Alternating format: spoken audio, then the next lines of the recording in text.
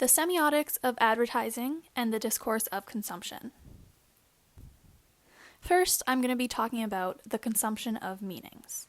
Within the essay, it is arguing that it is not the consumption of goods that is important, but it is the consumption of meanings that we place on those goods that drives us to purchase them. The author, Bernhard Kettmann, explains that, of course, you buy goods as items, but what you need is their meanings and not the items as such. You could very well do with other similar goods, not necessarily the ones you bought, such as the backpack or bag that you buy for school. Are you thinking purely about functionality? That may be part of it, but it also comes down to style, brand, and color. What does this item express about you to your peers? How will they perceive you based on it? We are consuming trends, lifestyles, and ideas through our purchases, not specifically function. The consumption of goods has become a symbolic activity, and thus meaningful for the social construction of our identity. We consume goods as a way to project our own social identity to others. You may want to purchase a certain brand because it's a signifier to others of your social or economical status. Kettmann explains that we are not careless in our projections of our identities, instead trying to present meanings to others that we assume they consider desirable. Consumption has become a major part of our society today. Due to the fact that we now live in a consumer society, we must participate in it in order to fit in. Kettmann argues that we have to consume in order to belong, and we want to belong. Everyone in this room has involuntarily become part of this consumer society simply by making purchases. Think of it this way. If you live somewhere cold, you're going to need a coat to keep you warm. But that coat does not exist simply for functionality. You are projecting an image with it to the people around you. You are not wearing the coat because it's warm, but because it's a certain brand, such as St. Laurent or Burberry. The coat has become an expression of yourself and your economic standing. We consume as a means to find a place within society that we fit.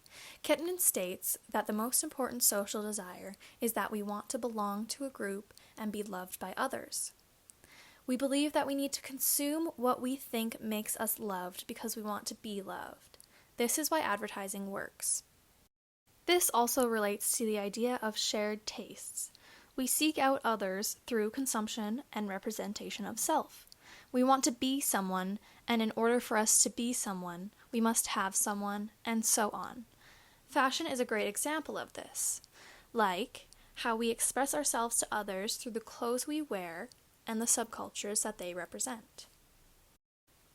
You are consuming each brand's media and meanings through something the author refers to as an objective correlative. In print advertisement, the scenario presented in the text and the image with it creates an objective correlative for the quality and value of the emotional satisfaction of a need or desire. This is mostly done through the depiction of a desirable social situation corresponding with the product advertised. This results in the consumer believing that the consumption of the product is supposed to conceptually transfer this quality and value to them. Purchasing the meaning, not the function. As you can see with these ads here, the viewer is being introduced to a desirable situation. First, there is the beer ad depicting the party scene. Next is a chocolate ad presenting romance and sensuality. Lastly, we have the gum ad containing a game of truth or dare, presenting the idea of adventure. The objective correlative is an idea developed in T.S. Eliot's essay, Hamlet and His Problems, where he expresses the idea that art touches you through the objective correlative. By this, he means that through a set of objects, a situation, or a chain of events, it triggers certain emotions in the viewer, thus attaching an emotional response to the art piece. Kettmann is arguing that advertising is a form of art through its use of objective correlatives, like how you can have a certain emotional response to an ad, and those feelings may return simply by remembering it. Here we have some commercials from the early 2000s that some of you may recognize. Health Rock was a PSA on kids staying active, and the House Hippo was a PSA essentially on fact-checking. These images may bring back a certain emotion or even a sense of nostalgia.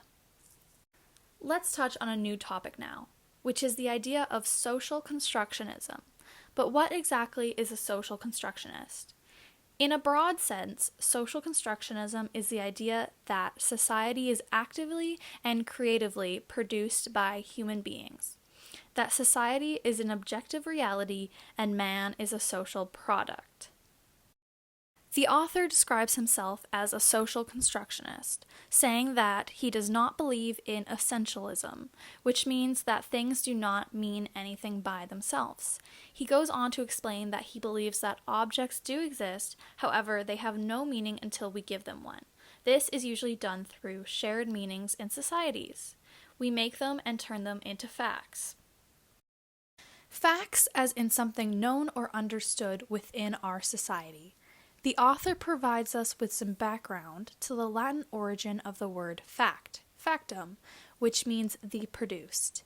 This is exactly what is expressed through social constructionism. We as a society produce facts by assigning meanings to objects. We are constructing reality in its interpretations and representations in our minds. So everything we know is constructed. Like how it is a wall because I say it is a wall or you say it is a wall, or because we all say it is a wall, and because we agree it is a wall and not because it is a wall. Meaning that the wall only exists as a wall because we as a society have assigned that value to it. Alright, so if everything within our reality has been constructed by us, as the author argues, that means that truth as an unquestionable force follows the same rule. There are only truths at different times. If we here in our society agree on something, then it is true for us here and now.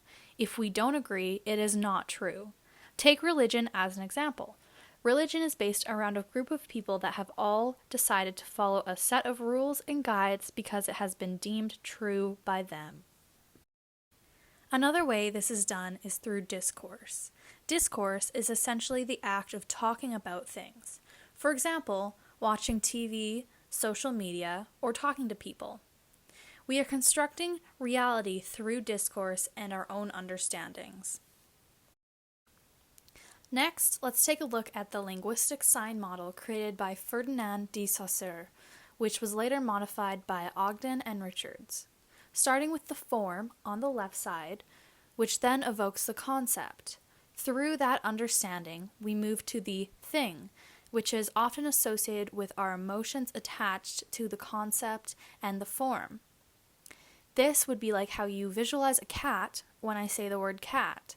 This can also be reversed, like how I can show you this image and the word dog comes to your mind.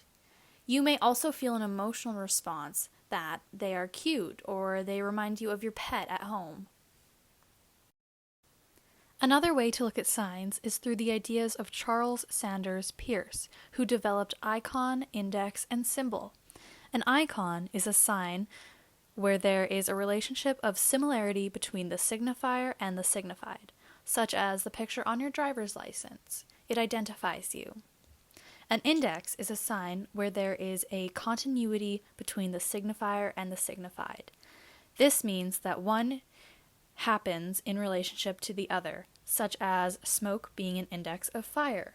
Lastly, there is the symbol, which is a sign where there is an arbitrary relationship between the signifier and the signified. Language is a form of this. All the letters have a meaning attached to them that is arbitrary. Language is the symbolic system in human communication. Now, let's use this knowledge to analyze some advertisements. This is one of the examples that the author provides to us. It is an advertisement for spaghetti by the brand Panzani. Notice the net encasing the product. What exactly does this mean? It could represent shopping at the local market. The background appears to be red, which resembles tomato sauce.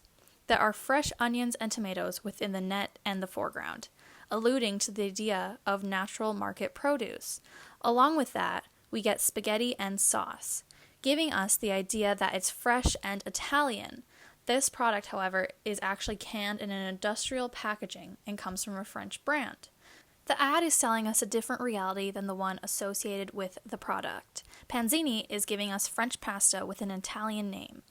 This name signifies to us Italianness. Therefore, we deduce Italian pasta and sauce from the advertisement.